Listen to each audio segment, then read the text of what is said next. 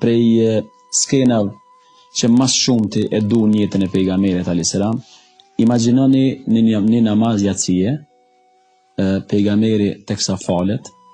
edhe çfarë përkushtimi ka ndaj Zotit, edhe qysh aje ka shiju namazin, edhe nin vajnë një fëmije mrapa, edhe për hatër të ati vaj, edhe nanës ti, që aja mund munike se i qanë fëmija, e shkurton namazin, i shkurton dovët, i shkurton suret, edhe kër e pysin mas namazit pse shkurtove, thot hyna me njet me zgjat,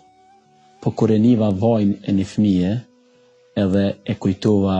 dhëmshërinë e nanës, e shkurtova. Menoj që është momenti ma madhështor në jetën e një profeti, kur ai, si me thonë, ani se është i përkushtuar ndaj Zotit, ani se është në kolm të shpirtënores dhe ndjenjes ndaj Zotit, megjithatë nuk e harron njerëzore, nuk e harron se mrapa ti ka njerëz. Kjo është, mendoj që me të vërtetë edhe nisur nga prizmi i njerëzorës duhet me dashur Muhamedit alayhis salam.